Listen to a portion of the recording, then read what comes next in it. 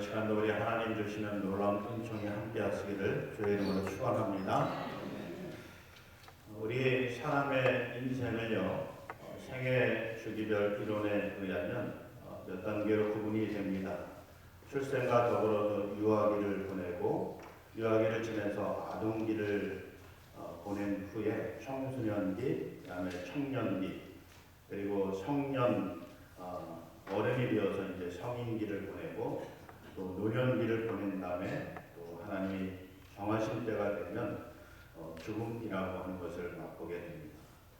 이것을 우리 기독교적인 관점에서 새롭게 조명을 해보면 크게 두 가지로 구분을 해볼 수 있습니다. 출생과 더불어서 자연인의 삶을 살다가 우리가 그때가 언제인지는 사람마다 다 다르죠. 아동일 때, 청소년일 때 예수님을 만난 분도 있으실 거고, 또 태어나면서부터 이렇게 기독교 신앙 가운데서 자라신 분들도 있을 거고, 또 장년이 돼서 어른이 돼서 예수님을 만난 분이 있을 텐데, 어쨌든 이 출생과 더불어서 자연인의 삶을 살다가 예수님을 만난 후에 그리스도인의 삶을 살게 됩니다. 그러다가 또 마찬가지로 하나님의 때가 되면 죽음을 맞이하게 되고 죽음과 더불어서 부활해서 또 천국에서 영원한 삶을 살아가는 이것이 바로 우리 인생이다라고 하는 것이죠. 우리가 이 자연인의 삶을 살 때는 이 자연인은 어떤 사람을 이야기하느냐면 하나님을 알지 못하는 삶을 자연인의 삶이다라고 이야기를 합니다. 우리가 출생할 때 우리가 하나님의 은혜와 사랑 가운데 출생했음에도 불구하고 그리고 우리가 인생을 살아가면서 하나님의 은혜와 사랑 가운데서 살아감에도 불구하고 우리가 그것을 알지 못하고 또 믿지 않고 살아가는 삶을 자연인의 삶이다라고 이야기를 합니다. 이제 그러다가 예수님을 통해서 그 하나님의 사랑을 깨닫게 되고 그리고 믿음으로 말미암아서 구원을 받아서 이제 그리스도인의 삶을 살아가는데 이 그리스도인의 삶은 어떤 삶이냐라고 할 때 먼저 하나님을 아는 삶입니다. 그리고 예수님께서 부활하신 후에 하늘로 승천하시면서 약속하신 성령님, 이 성령을 쫓아 살아가는 삶을 그리스도인의 삶이다라고 이야기를 합니다. 그래서 우리가 이 삶을 살다가 죽음을 맞이하게 되고 또 죽음을 맞이했어도 그것이 끝이 아니라 이 구원받은 사람들은 다시금 부활해서 천국에서 영원한 삶을 또 복락을 누리면서 살아가게 된다라고 하는 것입니다. 이것이 기독교적인 관점에서 보는 우리 인생의 주기를 나누어 구분해 보는 것입니다. 자, 근데 오늘 이 시간은 오늘 이 본문 말씀을 통해서 우리가 생각해 볼 것은 그리스도인의 삶입니다. 이 그리스도인의 삶도 우리가 조금 더 구분을 해보면 진정한 그리스도인의 삶이 있고 또 그렇지 않고 무림한 그리스도인이 그런 삶이 있다라고 하는 것입니다. 그래서 우리가 진정한 그리스도인의 삶은 어떤 것인가라고 하는 것을 또 어떻게 하면 우리가 진정한 그리스도인의 삶을 살 수 있는가라고 하는 것을 오늘 본문을 통해서 보고자 합니다. 먼저 우리 그리스도인의 삶 가운데도 항상 우리 가운데 이 두 가지 마음이 우리 삶을 괴롭히고 있다라고 이야기를 하고 있습니다. 오늘 16절, 17절 말씀을 보시면 특히 17절 말씀을 보시면 육체의 소욕은 성령을 거스르고 성령은 육체를 거스른다라고 말씀을 합니다. 여기서 거스르다라고 하는 이 헬라어 뜻을 보게 되면 다투다라고 하는 그런 뜻이 있습니다. 강합니다. 이건 그냥 어떤 단순한 순리를 거스르는 역행하는 그런 의미를 좀 넘어서서 싸우다라고 하는 이제 그런 의미가 더 강하다라고 하는 거죠. 그래서 우리 안에서 그리스도인이 된 우리 안에서 성령을 쫓아 살고자 하는 그런 마음과 또 반대로 육체의 소욕을 쫓아서 살고자 하는 이 두 마음이 우리 가운데서 서로 다투고 있다라고 하는 것입니다. 그래서 이 두 마음 가운데서 우리가 무엇을 붙잡고 또 어떤 열매를 맺으며 살아가느냐에 따라서 진정한 그리스도인이 될 수도 있고 또 그렇지 않을 수도 있다라고 하는 것을 오늘 본문에서 우리에게 말씀을 해주고 있는 것이죠. 자, 그래서 우리가 진정한 그리스도인의 삶이 되기 위해서는 어떻게 해야 될까라고 할 때 우선 첫 번째로 우리가 16절 말씀을 통해서 보게 되면 우리가 성령을 따라서 살고자 힘써야 된다라고 하는 거죠. 우리가 죽을 때까지 성령을 따라 살고자 힘쓰는 삶이 될 때 우리가 진정한 그리스도인의 삶을 살아낼 수 있게 된다라고 하는 것입니다. 여러분, 이 육체 17절에서 말씀하고 있는 이 육체의 소욕은 다시 이야기하면 죄성을 이야기합니다. 이 육체는 헬라어 본뜻을 보게 되면 죄성을 이야기하고 또 이 육체의 소욕이라고 하는 것은 이 죄성을 쫓아서 살아가고자 하는 갈망을 이야기합니다. 잘 쉽게 이야기하면 자꾸 죄짓고자 하는 악한 일을 도모하고자 하는 그런 이 마음들이 우리 속에서 계속해서 우리를 붙잡고 가려고 한다라고 하는 거죠. 우리가 예수 믿고 나서 그리스도인이 됐어요. 구원받은 자의 삶 여러 가지로 표현할 수 있지만 오늘 이 설교 제목과 비유해서 보면 그리스도인이 됐어요. 근데 그리스도인이 됐음에도 불구하고 이 육체의 소욕이 끊임없이 우리 속에서 죽을 때까지 우리를 그렇게 살지 못하고 그리스도인의 삶을 살지 못하도록 계속해서 방해합니다. 그래서 17절 하반절에 보면 이 둘이 서로 대적함으로 너희가 원하는 것을 하지 못하게 하려 함이라 라고 말씀하고 있잖아요. 우리 속에서요, 예수를 믿고 나서 그리스도인이 된 다음에 우리 속에서 두 가지 생각이 계속 싸우고 있다는 거예요.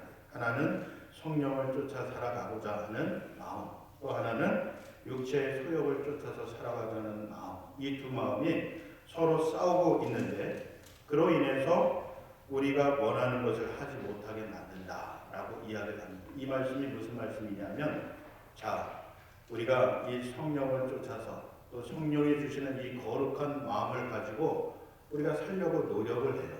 예수 믿고 난 다음에 신앙생활하면서 우리가 그런 삶을 살고자 힘쓰잖아요.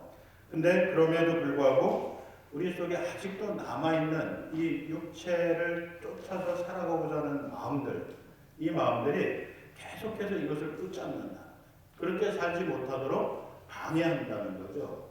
그로 인해서 내가 성령을 쫓아서 살고자 하는 이 마음을 이루지 못하도록 만든다라고 하는 것입니다. 반대로요, 우리 가운데서 특히 자연인들은 그러죠. 우리 그리스도인들도 때때로 그럴 때가 있는데 특별히 예수 믿지 않는 자연인들은 육체를 쫓아서 살아가는 삶을 살고자 힘씁니다.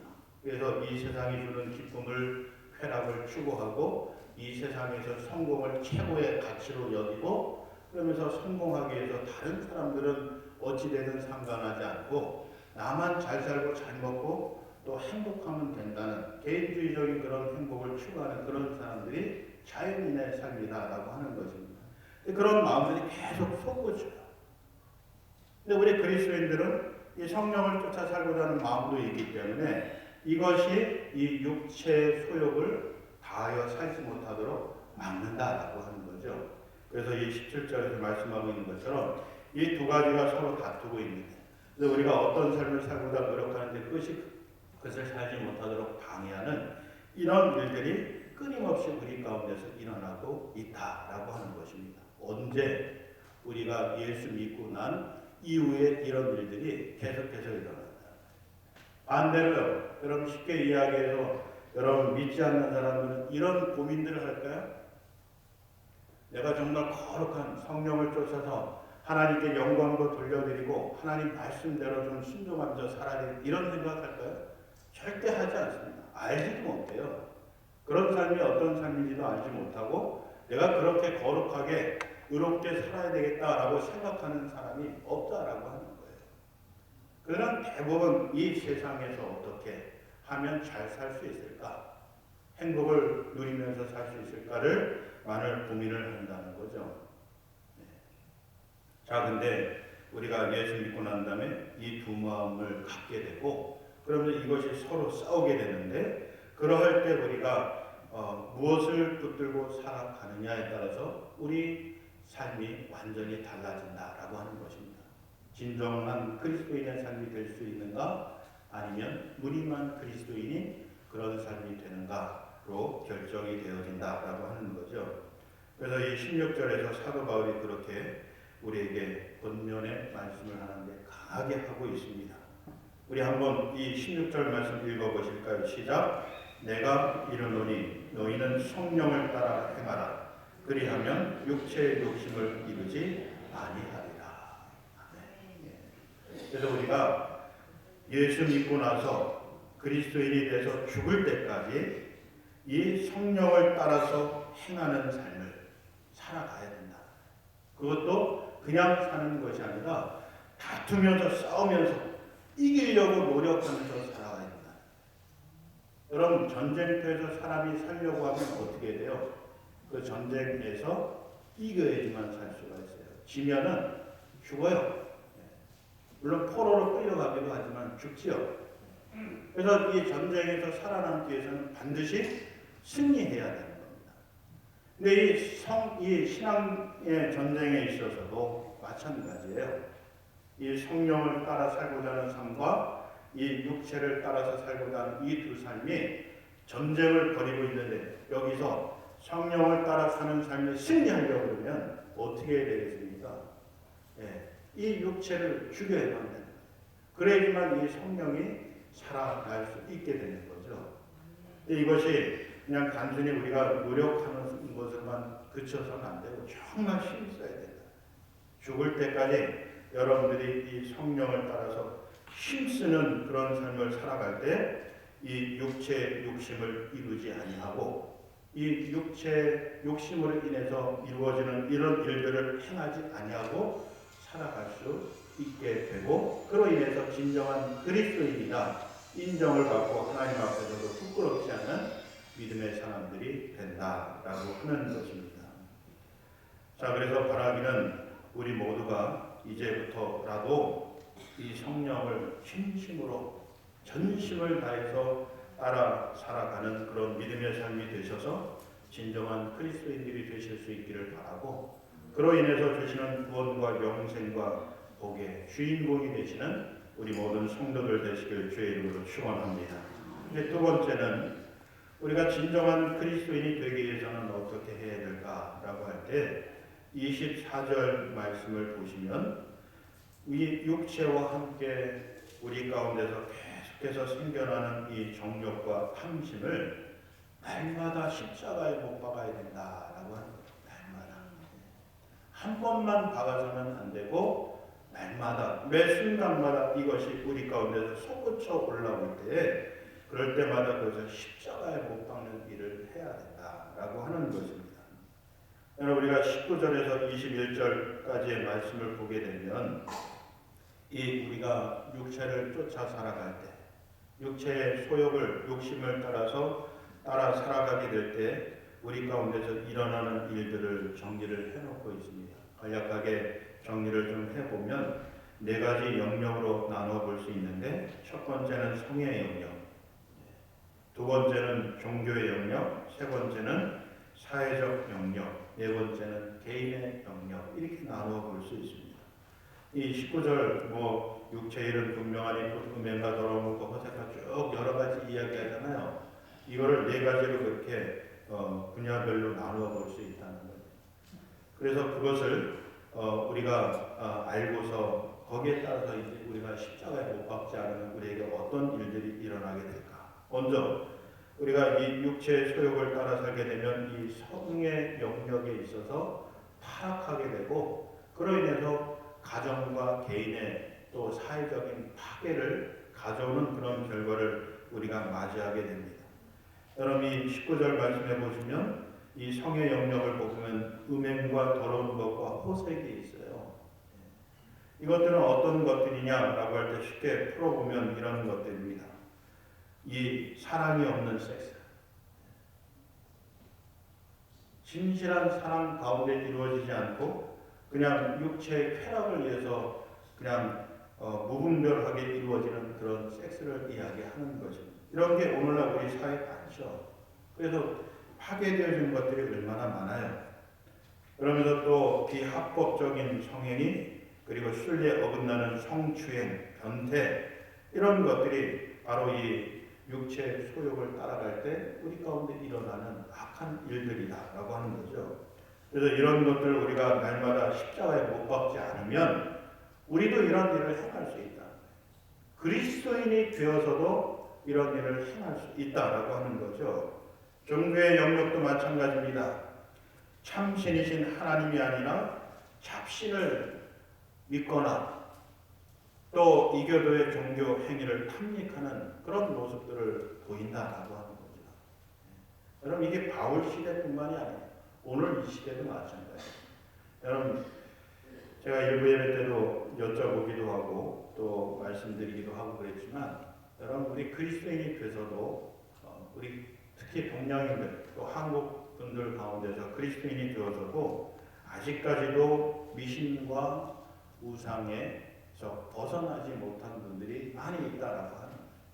그 때가 되면 결혼식 때가 되거나 아니면 기타 등등 여러 가지 때가 되면 우리가 아직도 그런 일들에 관심을 갖고 또 거기에 귀 기울이는 그런 모습들을 가지고 있다는 거예요. 근데 우리가 온전히 성령을 쫓아서 살지 않으면 또 그런 것들을 우리가 날마다 십자가에 못 박지 않으면 우리 속에서 그런 것들이 솟구쳐서 우리도 내 자신도 모르게 그런 일들을 행하게 된다라고 하는 거죠. 사회적인 영역도 마찬가지입니다. 육체는 탐심과 이기심과 자기를 사랑하는 것, 자기의 영광을 구하는 것, 남을 미워하는 것, 판단하는 것, 남을 비방하고 싫어하는 마음, 가까운 사람들을 향한 공격성 등으로 인해서 이 관계가 깨어지는 일들이 일어난다라고 하는 거죠. 그래서 우리가 이런 것들을 십자가의 날마다 못 박는 일을 행하지 아니하면 우리 가운데서 이런 것들이 계속해서 일어나게 된다. 개인적인 영역도 마찬가지입니다. 여러분이 육체의 쾌락을 위해서 술이나 마약에 취하게 되고 또 방탕한 삶을 살아가게 되는 것을 보게 됩니다. 근데 이런 것들을 우리가 성령의 도우심을 받아서 완전히 끊어버려야 돼요. 십자가에 완전히 못을 박아서 그것이 다시금 우리 가운데서 되살아나지 않도록 해야 한다라고 하는 것이죠. 그런 삶이 진정한 그리스도인의 삶이다라고 하는 것입니다. 그러면서 우리 가운데서 어떤 열매들이 나와야 되느냐라고 할 때 22절 이하에 기록된 이런 열매들이 우리 가운데서 나오게 될 때 그 열매를 통해서 그가 진정한 그리스도인이다라고 이야기를 할 수 있다라고 하는 것이죠. 여러분, 근데 우리가 이 죄성을 십자가에 못 박을 때 우리가 한 번만 못 박아서는 안 돼요. 날마다 매 순간마다 못 박아야 된다라고 합니다. 여기에서 여러분, 우리가 이 기독교의 회개론이 나오게 되고 이것과 다른 회개론을 가진 이단들을 우리가 구별을 해볼 수가 있습니다. 특히 이단 세력 가운데서 구원파의 그런 회개론과 구원론이 우리 기독교하고 아주 유사해요. 그래서 많은 분들이 착각하고 또 그 유혹에 넘어가서 또 이단에 빠지게 되는 그런 결과를 가져오는 것을 보게 됩니다. 이단에 빠지지 않더라도 잘못된 구원론과 회개론으로 인해서 잘못된 신앙의 삶을 살아가는 그런 경우들도 있다라고. 비록 이단에 가지 않더라도 우리가 그런 잘못된 신앙관을 가지고 살아가기도 한다라고 하는 거예요. 여러분, 이 구원이라는 것이 어떻게 받는 거예요? 우리가 지금까지 배우고 알아온 구원은 어떤 구원이에요? 성경이 말씀하는 구원은 예수 그리스도를 믿음으로 말미암아서 하나님의 은혜로 우리가 구원을 받는 거예요. 거기엔 다른 어떤 선행이나 행동이 없어요. 우리가 하나님을 만족시킬 수 있을 만한 의로운 행동들, 거룩한 삶, 완벽히 이룰 수 있는 사람은 한 사람도 없다는 거죠. 그래서 하나님께서 은혜를 베풀어 주셔서 그 믿음을 보시고 우리를 구원해 주시는 것입니다. 그래서 이 성경은 이런 구원을 선물이라고 그렇게 표현도 하고 있는 것이죠. 자, 우리가 여기까지만 듣고 배웠어요. 그리고 우리가 구원에 대해서 이야기할 때 여기까지만 이야기를 했다는 거죠. 이것은 이단인 구원파도 똑같이 그렇게 주장하고 가르치고 있어요. 이 구원파 이단에서도 여러분이 구원받으려고 예수 믿으십시오 이야기를 해요. 다른 이단 세력들, 예를 들어서 신천지나 이런 이단 세력들은 예수님은 실패한 메시아이기 때문에 이 신천지를 창시한 이만희 교주를 믿어야지만 여러분들은 확실히 구원받습니다. 이렇게 가르치기 때문에 웬만한 그리스도인들은 저 사람은 이단이네 이렇게 구별이 되죠. 구원파는 그렇지 않아요. 구원파는 예수 믿어야 구원받는다고 이야기를 해요. 이게 틀리지 않잖아요. 별로 다를 것 없잖아요. 우리하고. 그러니까 뭐 구원파도 이단이 아니네, 저 사람들도 우리와 같은 그리스도인이네 이렇게 착각할 때가 있다는 아닙니다. 이들은 그렇게 이야기를 하지만 그러면서 이 거듭남과 회개에 대해서 이야기할 때 여러분들이 한 번만 예수님을 제대로 믿고 회개하고 거듭남을 체험하면 그 이후로 여러분들이 어떠한 죄를 지어도 다 용서받았기 때문에 구원에 하등의 지장이 없습니다. 한 번 구원받으면 여러분들이 그 구원은 영원히 갑니다. 이렇게 가르칩니다. 여러분 이런 이야기 이 기독교 가르침 속에서 들어보셨습니까? 아마도 많이 들어보셨을 거예요. 물론 그런 뉘앙스로 목사님들이 설교하지는 않으셨겠지만 그래도 듣다가 보면 그게 그건 것 같아요. 구원파에서 이야기하는 구원론과 회개론과 기독교에서 정통 기독교에서 이야기하는 구원론과 회개론이 다 비슷해 보인다는 거예요. 성도들이 구별하기가 어렵다는 거예요. 그건 분명해요. 여러분들이 다른 건 몰라도 예수님 믿으십니까? 예수님이 구세주이신 것을 믿으십니까? 이렇게 물어서 네, 내가 믿습니다. 그러면 그분들과 같이 교제하셔도 돼요. 근데 조금 더 여러분들이 더 세밀하게 질문하셔야 돼요. 그러면 여러분은 당신은 계속해서 예수님의 보혈로 말미암아서 죄를 회개하고 용서함을 믿으십니까? 그리고 그런 삶을 살아가고 계십니까? 그러면 그때 가서 구원파는 다르게 얘기해요. 그럴 필요 없어요. 우리는 한 번 고백했기 때문에 또 예수님의 보혈을 한 번 완전히 믿었기 때문에 우리는 지금도 앞으로도 어떤 죄를 지어도 다 용서받을 거예요. 내가 무슨 일을 설령 살인죄를 지어도 나는 걱정할 필요가 없습니다. 그렇게 이야기해요. 그게 누구예요? 예전에 우리 세월호 사건 때 그 선장, 구원파 선장이었잖아요. 구원파 신앙을 가진 선장이었어요. 그분의 모습을 보셨어요? 재판장에서나 아니면 대소 나온 모습 봤어요? 하나도 죄스러운 모습을 갖지 않잖아요. 왜 그래요? 잘못된 신앙을 가졌기 때문에. 그 수백 명의 아이들을 물속에 죽게 만들면서도 하나도 죄식 같지 않고 부끄러워하지 않는 그 모습이 왜 그랬어요? 잘못된 신앙 때문에 그런 거예요. 그는 이미 자기 죄가 다 용서받았기 때문에 나는 죄의식 가질 필요가 없다라고 그렇게 생각하기 때문에 아닙니다. 우린 죄의식 가져야 돼요. 그리고 그런 죄를 십자가에 못 박는 일을 날마다 해야 됩니다. 죽을 때까지 해야 돼요. 우리가 천국에 들어가는 그 순간까지 내가 죽을 힘을 다해서 죄를 고백하고 예수 그리스도의 보혈로 용서를 받으면서 살아가야 되는 겁니다.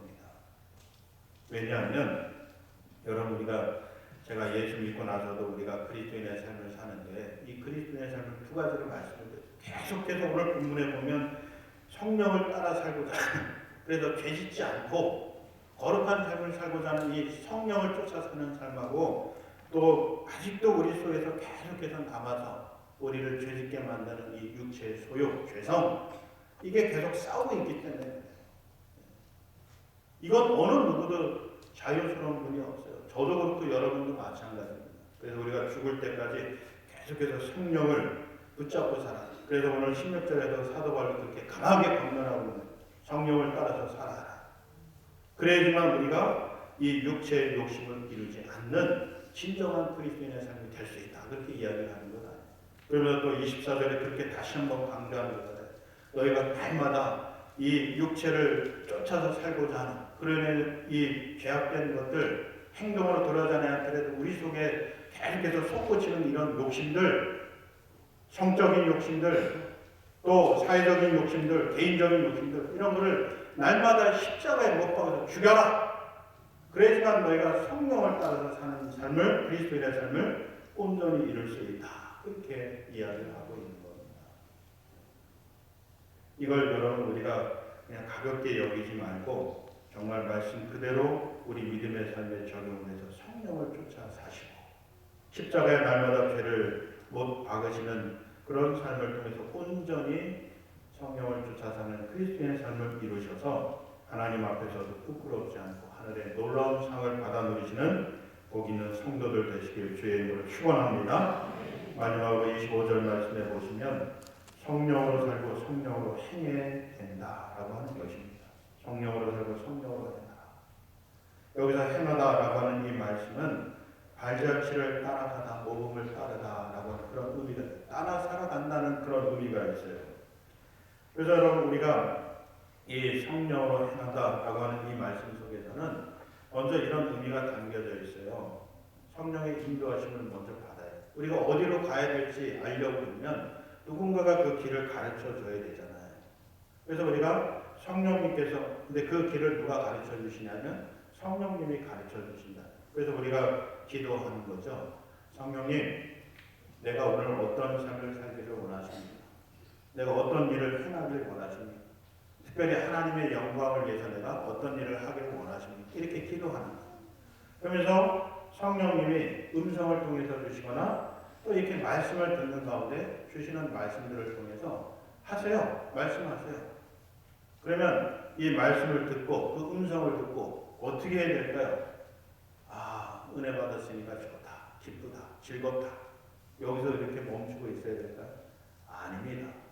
이 성령을 행하다, 따르다라고 하는 말에는 인도하심을 받는 것과 더불어서 내가 적극적으로 그것을 행한다라고 하는 이런 의미가 담겨져 있습니다.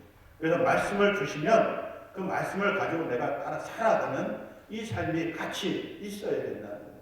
그러할 때 우리의 삶이 진정한 그리스도의 삶이 된다라고 말씀을 하고 있는 것입니다. 그렇게 살지 않으면 우리는 무늬만 그리스도입니다. 반쪽 그리스도인의 삶을 우리가 살고 있다라고 하는 것이죠.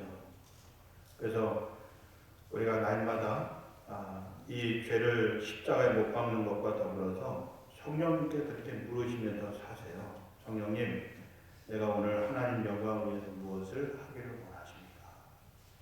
그래서 주시는 음성과 말씀을 쫓아서 내가 적극적으로 한번 살아보십시오. 그러면 여러분 가운데 반드시 열매가 맺혀지게 되는데 그 열매들이 어떤 열매냐?